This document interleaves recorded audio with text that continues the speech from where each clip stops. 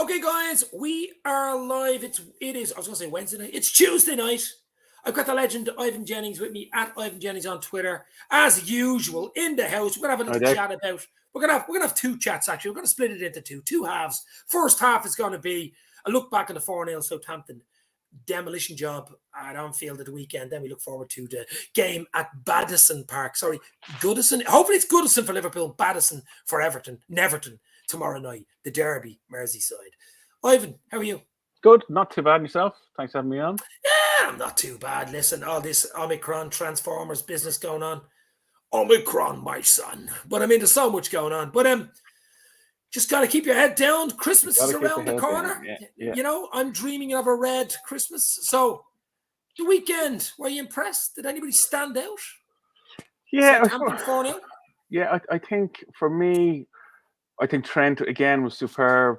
I've been talking about Alisson since the season started because he's been just superb in every game, and it's probably highlights some of the concerns that we have around the defence and the chances that we're giving away. I also think Thiago was really good, despite one or two little blips.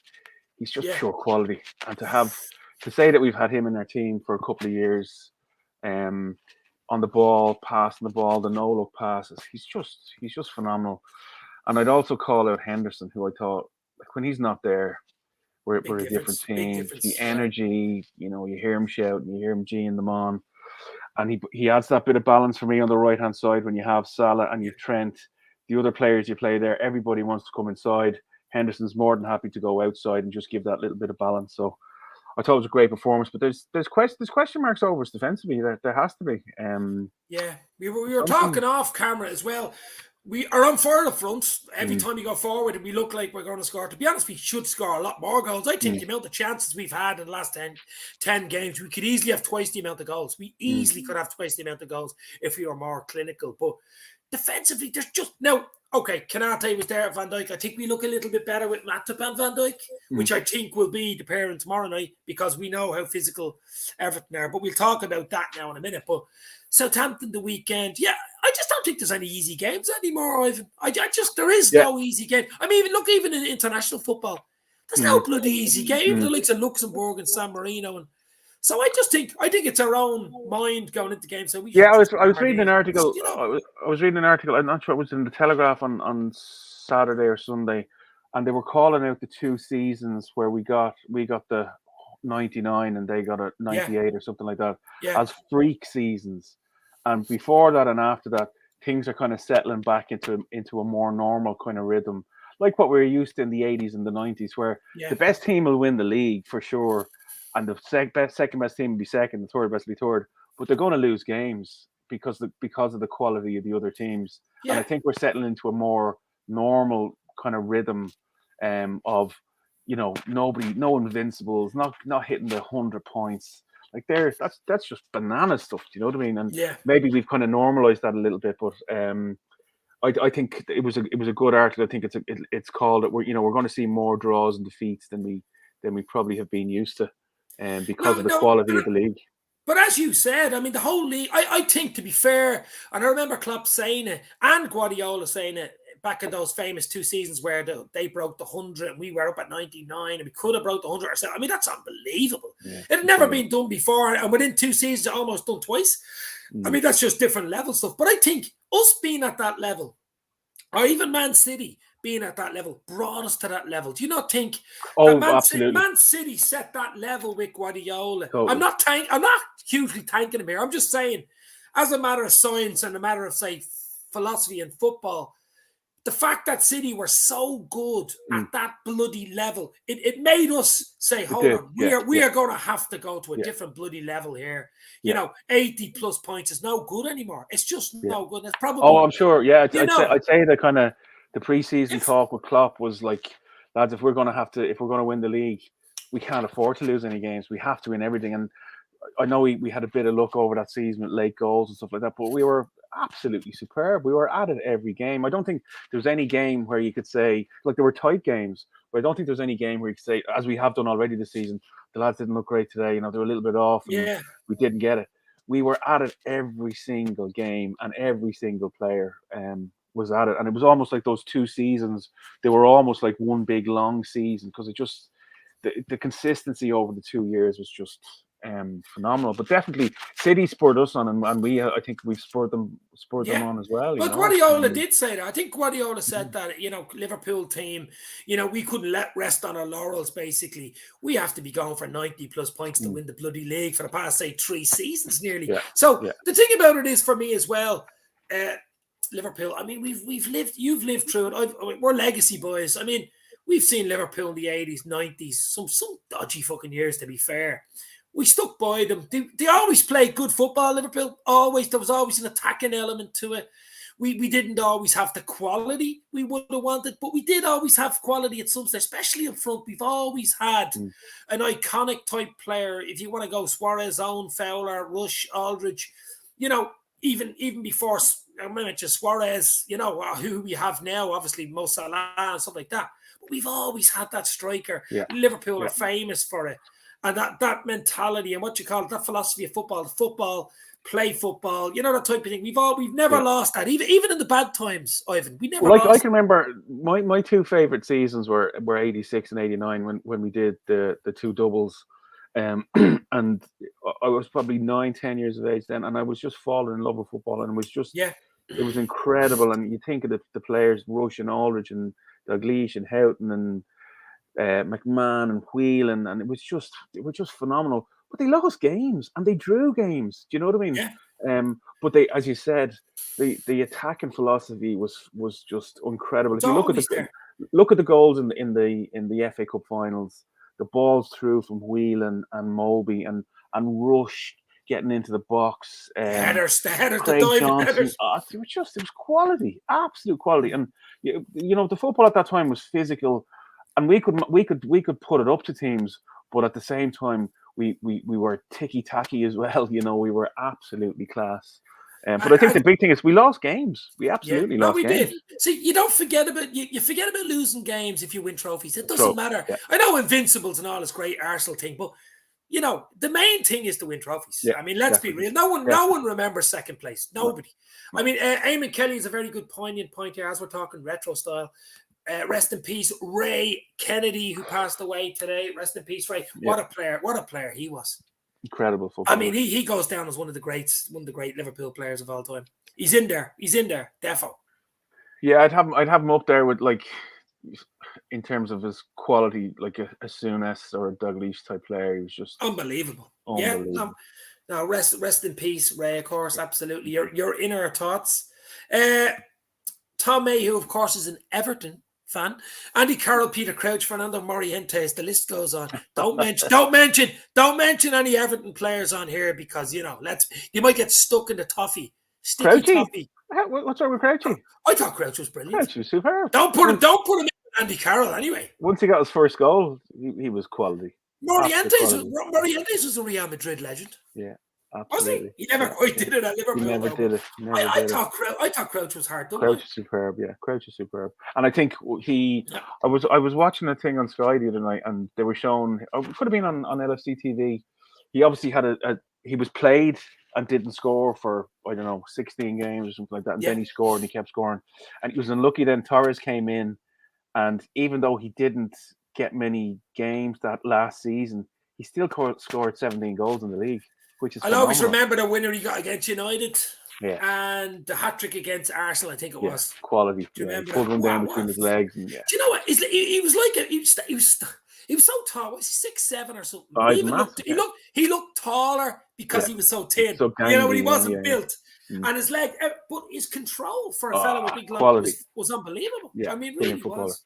Yeah. We're going back retro style here, but we still haven't finished talking about Southampton, and we still got Everton to talk about. But anything goes. But as I say, Southampton, 2 or 3 good points to come out of the Southampton game, which will lead into the Everton game tomorrow night, of course, was the fact that Thiago now looks like he's getting to some sort of just through playing games. I'd say Ivan and staying fit. That's what it is. Same with Ox, I'd say. The fact you're fit, you're training every day. Ox definitely. Ox is one of those you need 4 or 5 games. I think with Thiago, like I don't think he was ever bought as a first choice player. He was always for that kind of it's 0-0 with 10 minutes, 15 minutes to go. We'll throw him on, see can he find the a big pass. Champions League Champions games, League, maybe. exactly that kind of game. But you can just see the quad. He just brings the other little. He's so different to anybody else in the league when he's on the ball, and his pass and his range of passing is just superb. But he has a mistake in him, you know. And then he tries to recover and he gets a yellow card. You ever notice that? He's quite small, like he's not. He's very small. Yeah, he's very small. He tries, to extend his leg out, but his leg is only about not as long as Fabinho's. But what a quality player. And he's scoring goals as well, which is unbelievable. The little drag over. Now, whether it was going in or not, I don't know. But I don't think it was going in, but it was for the drag over. For the drag over itself, it was just pure class. Listen, always famous thing. You played football. I played amateur football. If you don't shoot, you won't score. Oh, I mean, you know what I mean? Yeah. Just shoot. Yeah. And he's got a perfect strike on him. So bleeding, definitely shoot. Tom May was a perfect hat trick, and it was for Crouch. It was left, right, bang, header. As far as I know, you are absolutely you've won the prize tonight. A signed Dave's LFC Chats jersey. But okay, we'll move on. As we say, we're moving on from Southampton. We're scoring goals all over the shop.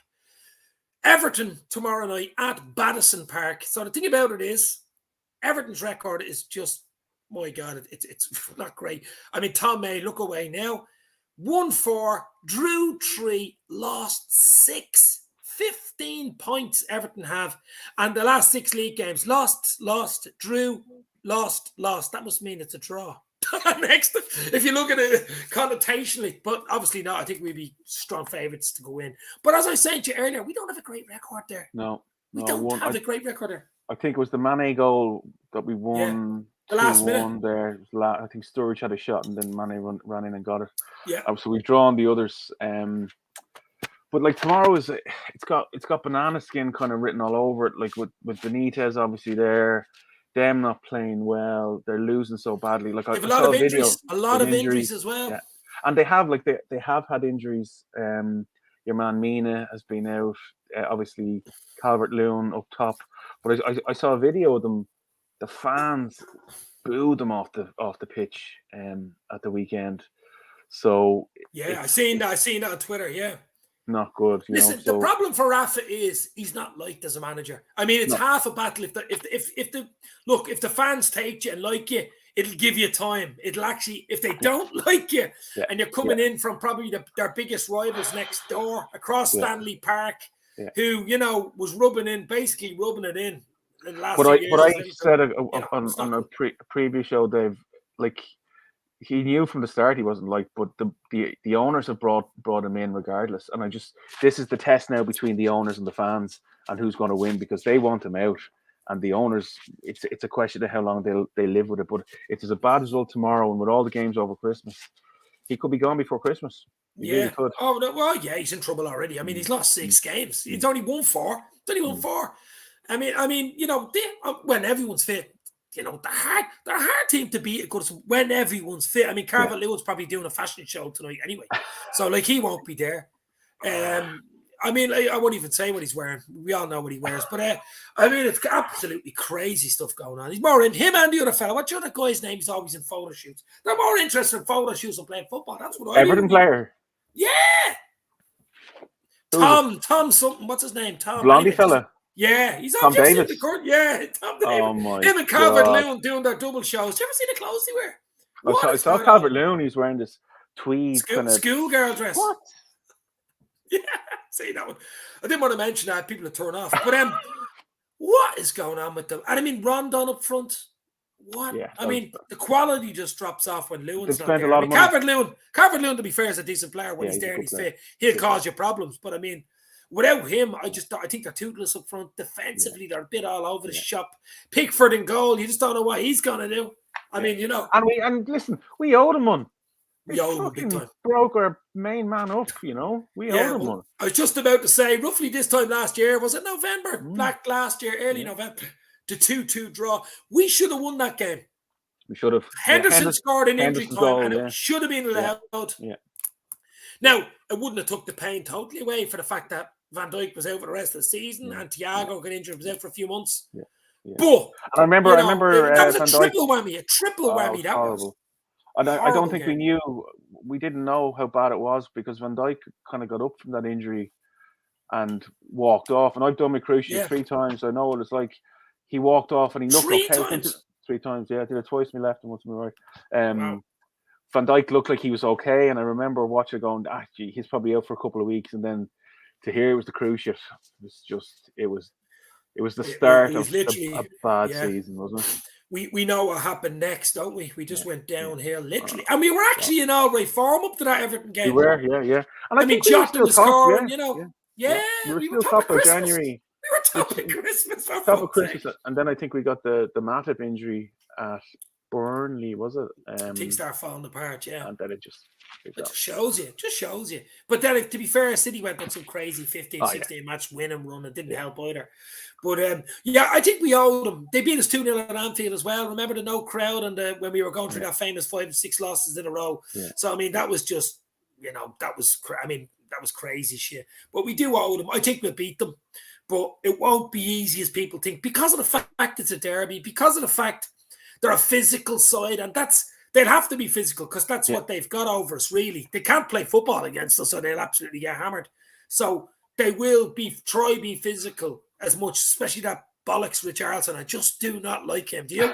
No, I hate him. And the players hate him as well. I think Van Dijk absolutely despises him. Yeah. Well, you'd wonder what Van Dijk and the likes of Thiago, or even, I know Klopp isn't happy, doesn't even like this game. No, you know what?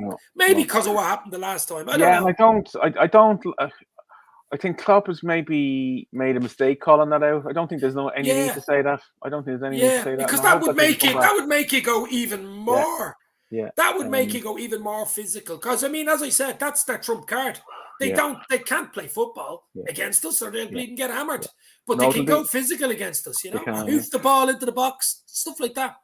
Like it's set up all right. Like I just wonder what way. Like they were talking at the start of the season, like if Liverpool were 2 or 3 goals up here, Rafa's in charge, the crowd turn on him.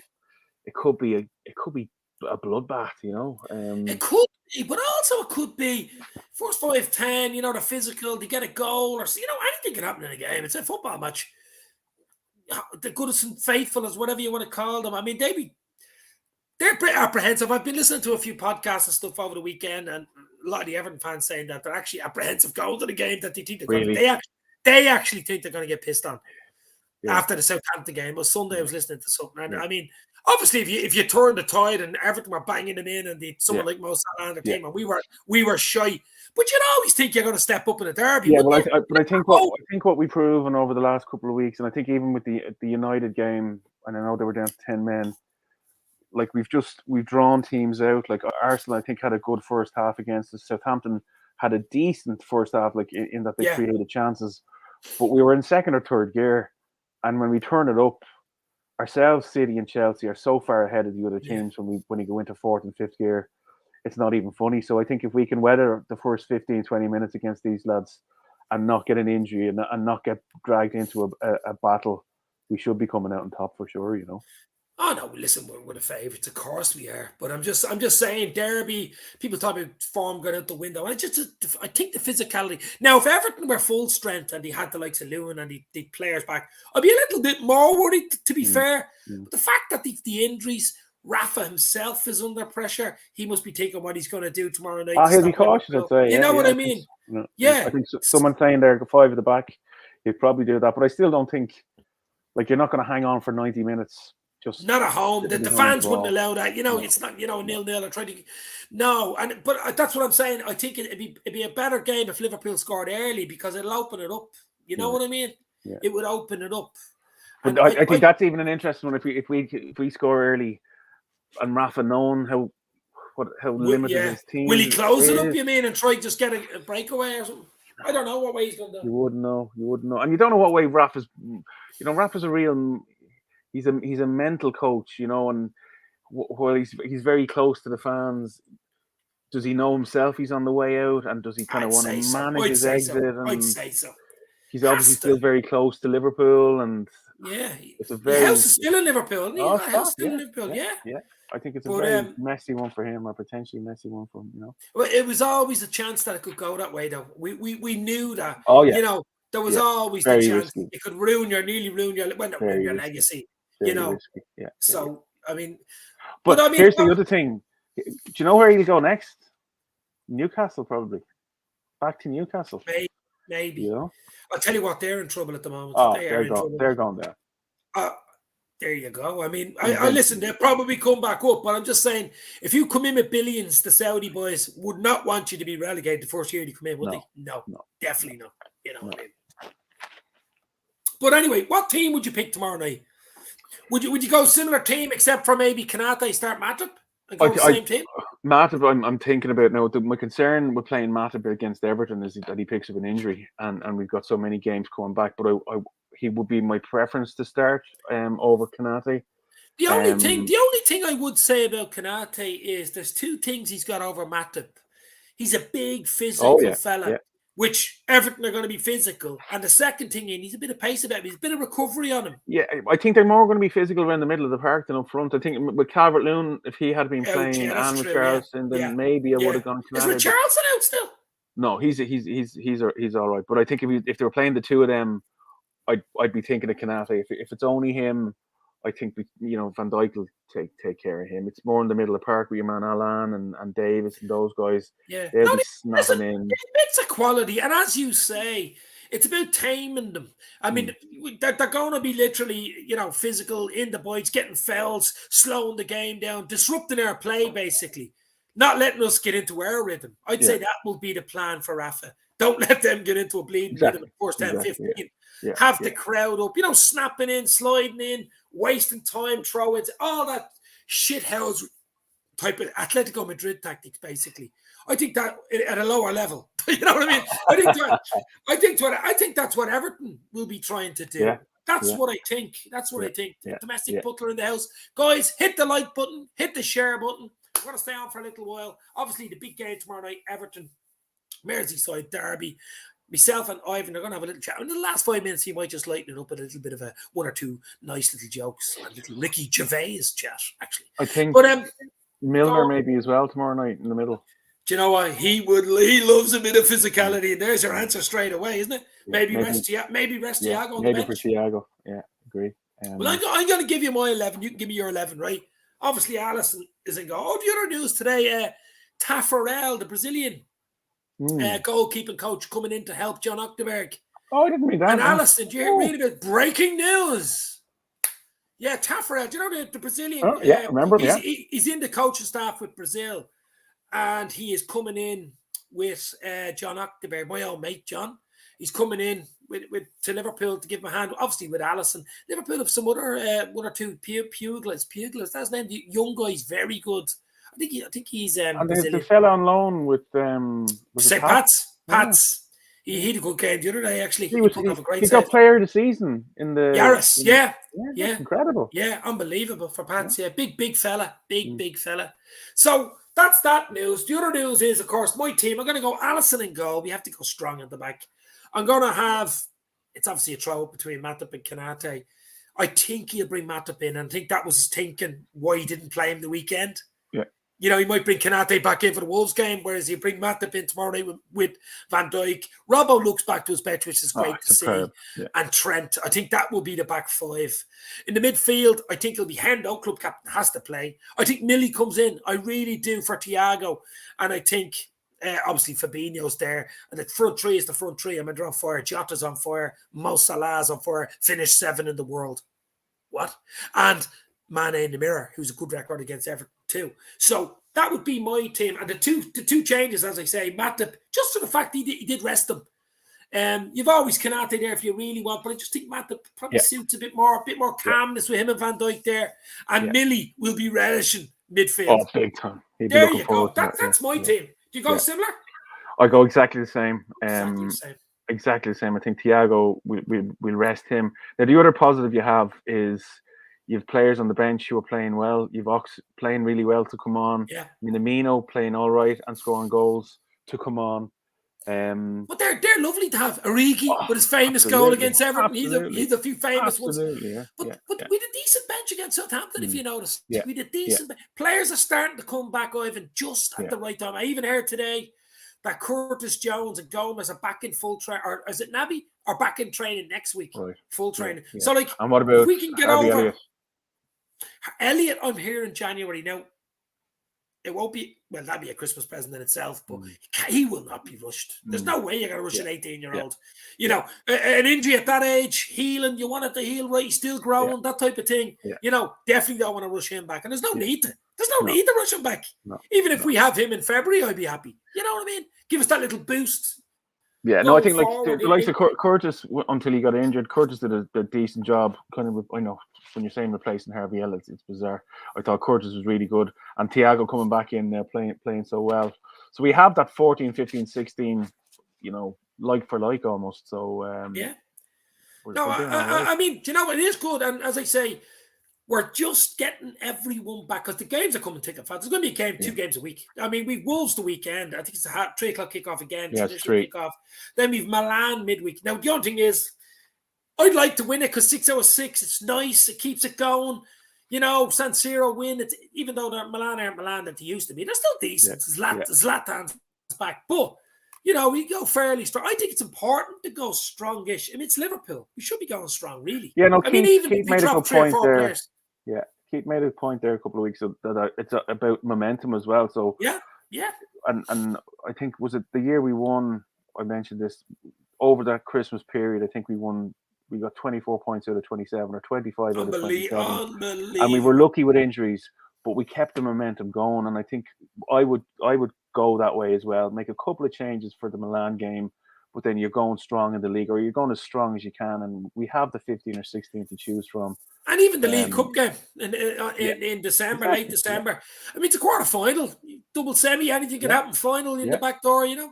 But I know it's not a huge cup, but as you say, it's just continuing. I mean, City have been doing it for years. Exactly. Early bit of silverware. Just keep winning. Keep winning. Don't worry about anything else. You know, that's what you.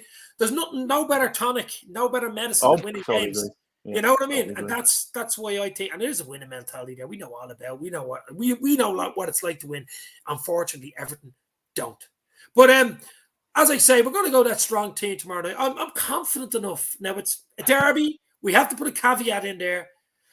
It is a derby. Anything can happen type of thing. They have injuries. Rafa's under pressure. It is at Goodison Park. I'm going to go 3-1 Liverpool. I think Salah will score. I think Mane and Jota. I think the front three will score. Jota is like the fire that he was just before he got injured last year. Remember against Midtjylland? I mean, you know, he was at that level again. Everything he touches. He's just getting back up to that level again. He gives us something different. He's like the fox in the box. He's like the fox in the box, isn't he? Brilliant. Absolutely brilliant. Great goals of the weekend. Could have had a hat-trick, actually. Probably should have. Should have. I don't see them scoring against us tomorrow night now. I think it'll probably be 3-0. Newcastle red card already. Look at that. Newcastle down to 10 men at home against Norwich. That's a game they've got to win there. Look. Domestic Butler, Carl. Hopefully you're well, bro.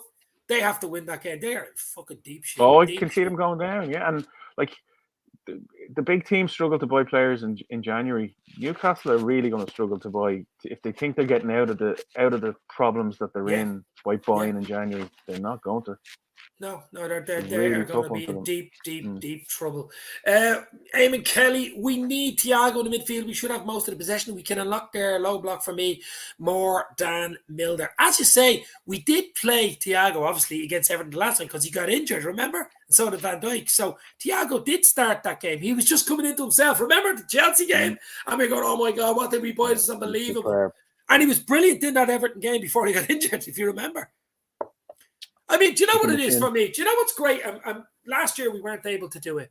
We weren't able to go in to be talking and picking a team and being confident in the 11 and having a decent bench. We just couldn't fucking do it. Yeah. And that's what's the good change. On a very weak bench. Yeah. No, I think it was interesting. Klopp came out and said, as bad as the season was, he learned so much about last year. And he was talking about maybe he should have tried Nat Phillips and Williams.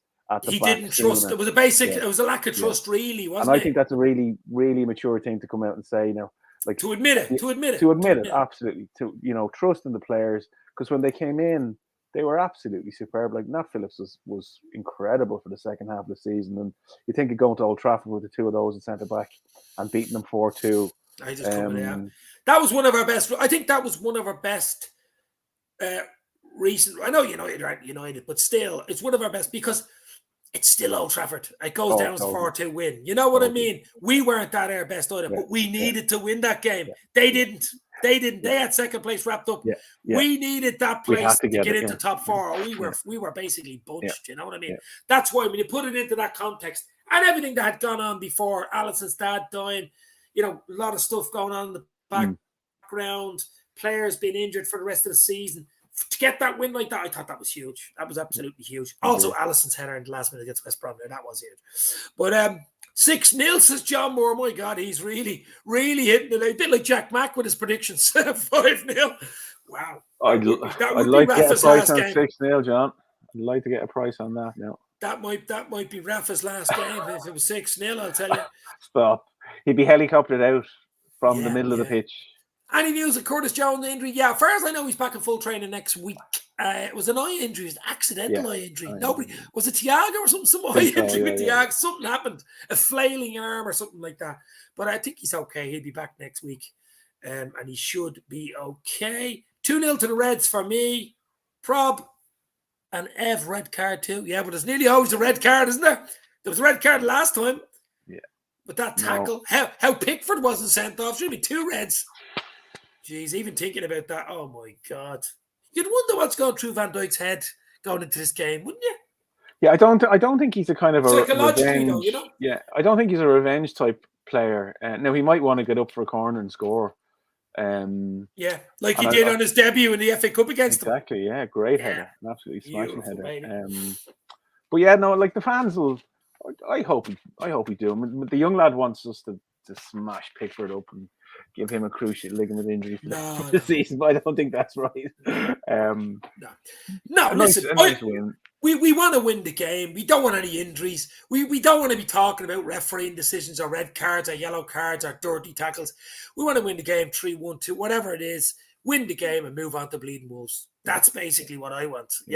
I'm sick of the, a red card, I was offside, and all this shit that went on the last game. I want that I wiped away with a decent performance from Liverpool and 3 points in the bag and no injuries. That's what I want. That's what I want in every game, especially against Everton. 4-0 domestic Butler. I would love that too. I'm going to go 3-1. What did you say? 3-0. 3-0. Okay.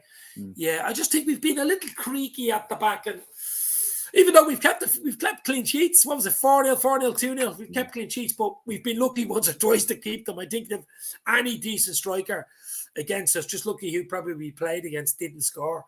But I'm looking forward to the game, midweek Premier League game. It's been a while.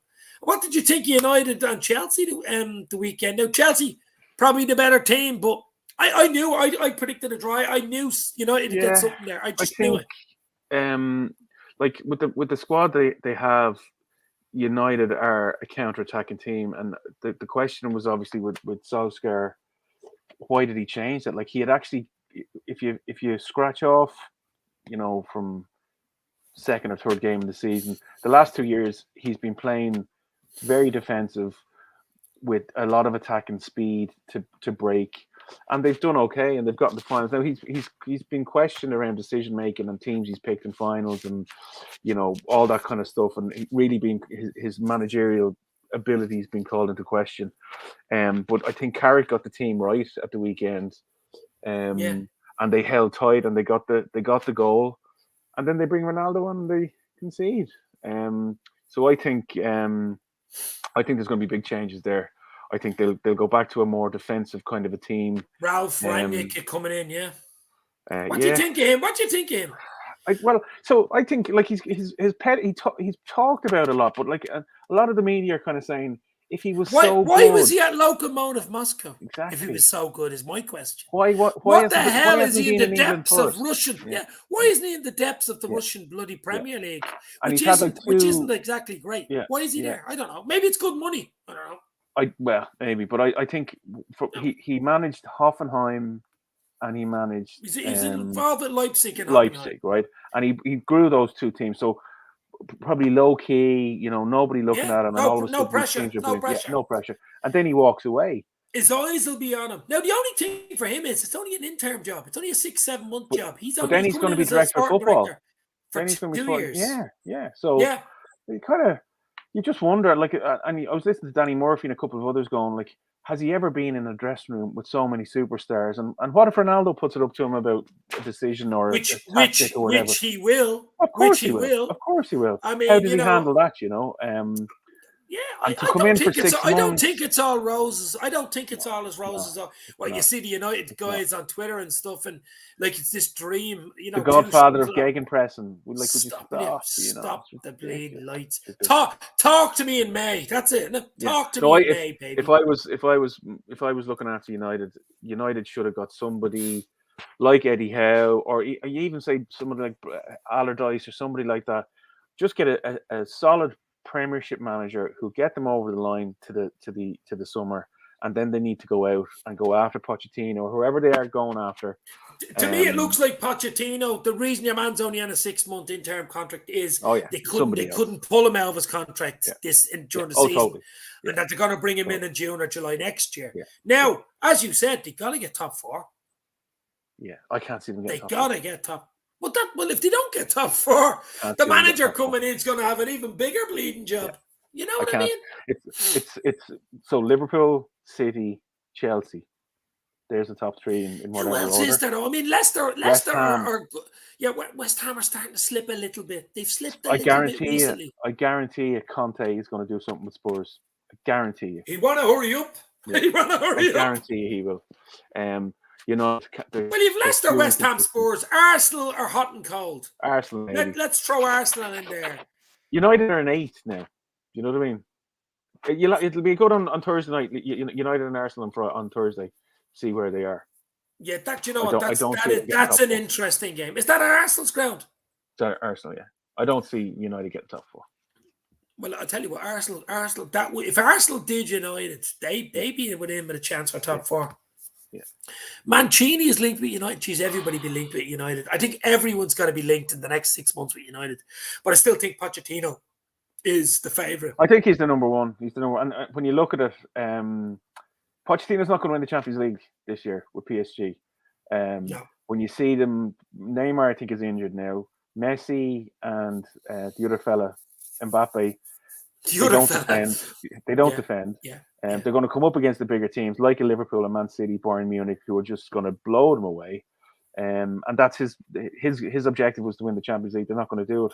He's definitely gone Can someone somewhere. Tell me how the hell Messi won the Ballon d'Or last night? Stop, will you? Like what? Like has to be a marketing ploy. I mean, there's no other bloody reason. I know. I know it isn't. People saying Salah should have won it. No. Salah.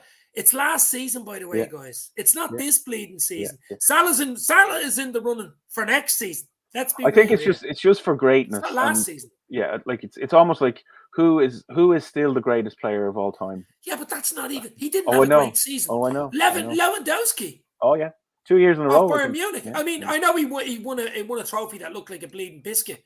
But I mean, did you see that? Did you? It was like a digestive biscuit. Yeah.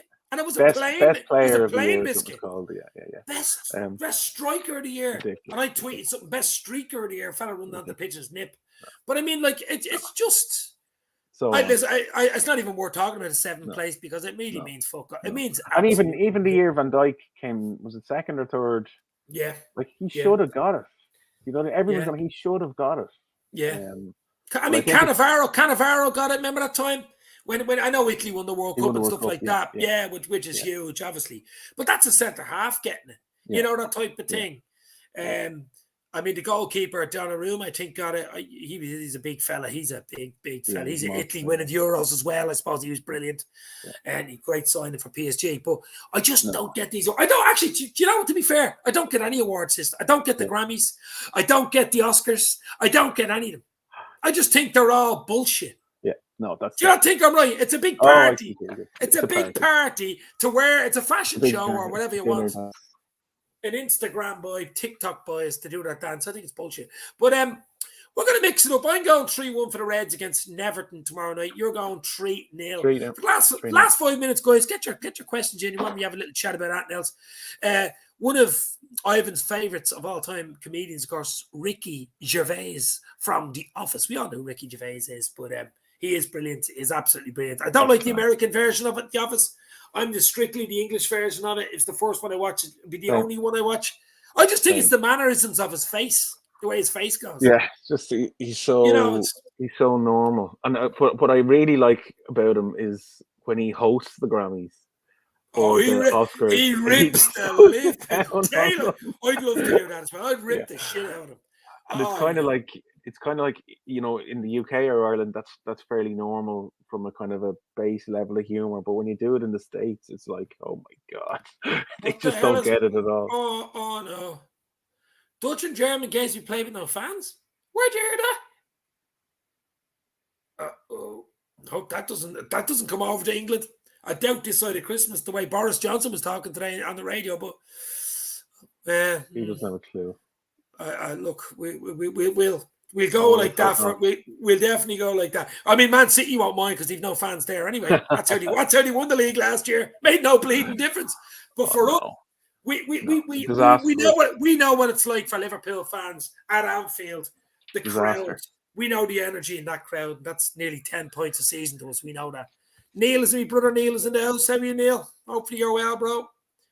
But yeah, I mean, Ricky Gervais. I mean, you knew him before. You knew him. You followed him and watching even before The Office. Wait, what was he on a comedy show before that? Yeah, no, he did stand-ups and stuff like that. And even after The Office, the Humans and Animals and a couple of others. He's a big animal lover, isn't he? Yeah, huge animal lover. Dog. He's a cat. I think he has a cat. Yeah. Is his other show, Afterlife? Did you see that? Afterlife, really good. And he did a thing in the Palladium, I think it was, and a radio show. It's just brilliant. Just stand up and just talking, and you know, everyday life, like a podcast. Yeah, like just everyday life, just chatting away, and he'd have his friends on and just chatting, and it just is a very ordinary kind of level of humor that's just hilarious, you know. The other thing he did with one of his mates, another thing was on Sky, with the baldy fella from Manchester, Carl Pilkington. Again, I didn't like that. I thought it was hilarious. I know he took the piss out of him. That's the one totally. Yeah. Oh, the one he goes traveling all around the world and all. Excellent. Yeah. And he's your man. He's the little gimp that they get to do he's all like a gimp. He's basically a gimp in it. He was a well-paid gimp, but he wasn't. Brilliant. No. I go back to the originals, the likes of The Office and the dances and the kicking the football against your woman, leaning against the just things like that. He's a little shit. He reminds me of somebody actually, but he's a fucking absolutely brilliant. Anybody at George Carl in the course in the 70s and 80s, he was more. Now he would be an anti-P. He'd be the old school, would say anything and get away with anything. There's another fella. He was going to Saturday night. Dave something. Dave Allen. David, the Irish guy, but he lived in England. Like every time, absolutely. Like Terry Wogan. Yeah. You know, no threshold. No, we attacked like religion, attacked the government or anybody in charge, anybody like it would have power. He lashed them out of it, and that's the way it should. Idiot abroad. That's it. An idiot abroad. That's it. I didn't like that. No, I didn't like the Ricky Gervais though. He is absolutely. He's always on Twitter, so you can always interact with him. He was only on again last night, but Neil saying idiot. I mean, what I like about him is he's hugely famous. He's hugely rich. He's very intelligent. He's very intelligent. He is smart, but he's also smart, see the kind of people. He posted a thing yesterday or the day before. He interacts with the normal man, basically. Is what you're going to say. Or the normal guy. But he posted comments from some of his heroes, like the likes of John Cleese. Seen that. And Chris Rock and a couple of others, you know, just a very broad spectrum of comedians who just have called him out as being an absolute genius or brilliant or whatever. And he's obviously very proud that these really worldwide kind of recognized kind of comedians have called him out as being an absolute superstar, you know. Yeah. I think he's brilliant. Absolutely funny. No, he is. I pity he missed the show. He was in Dublin only last week. But I was a sellout anyway. I think it's what's called Supernature or something it's called. Is his worldwide show. He is unbelievable. But he made a film. Was it Ghosts or something? I didn't see it, but he made some film about ghosts. Like a few years ago in America. Yeah, he's a ghost in the film, walking around. Like, obviously, telling jokes and stuff. That would suit him. Probably that's where Afterlife came from. Well, I don't know.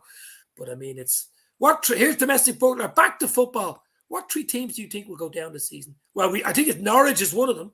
Delia Smith's cooking has just gone out the window. Newcastle, I think, are in big trouble. Big trouble. Yeah. Especially if they don't beat Norwich tonight. There's the 2, Norwich and Newcastle tonight. I think it's a throw-up between, I mean, everybody keeps saying Burnley, Southampton, Burnley. Watford are down there. Leeds are getting close to that area as well, although I don't think they'll go down.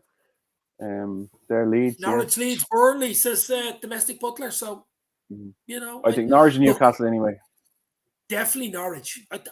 Look, Norwich, Newcastle could buy in January, but even if you buy great players, by the time they fit in and do this and do that, it might be too late. I'd like them to stay up. I like their fans. They have a great fan base. You know, they have a lovely stadium. Yeah, obviously, but their owners is another issue altogether. The money coming in, I think, from what I've read, Premiership clubs don't want to do business with them. They're unhappy with how they've come in. The Saudis, Saudis. Yeah.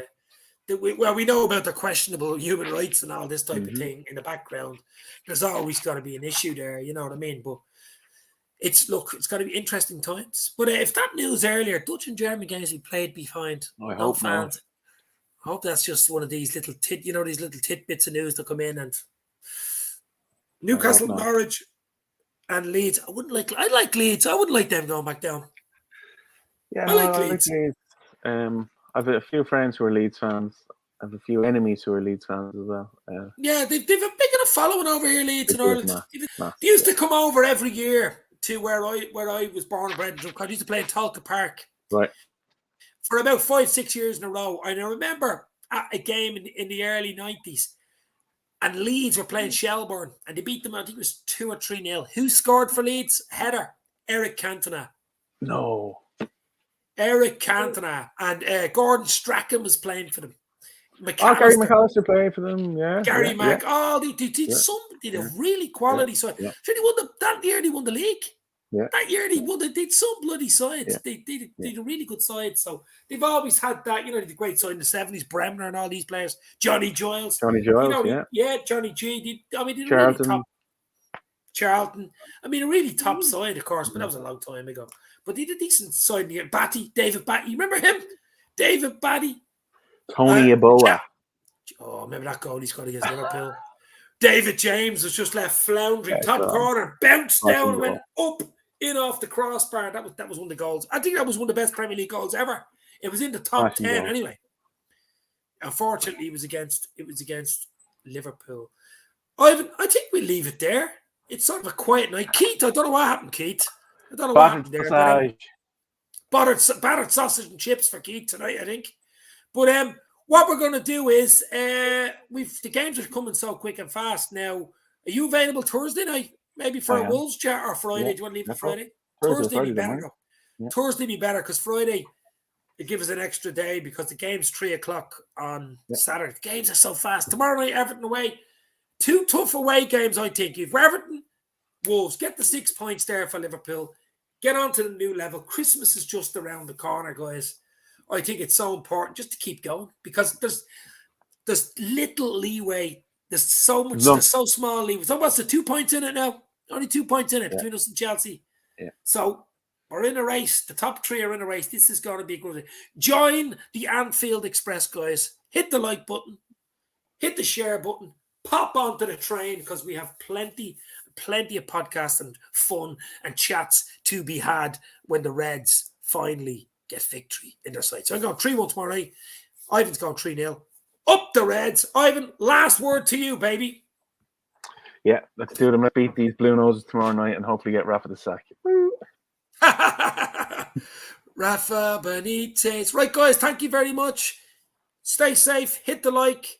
Talk to you soon. Liverpool to beat Everton at Goodison Park tomorrow night, but it will be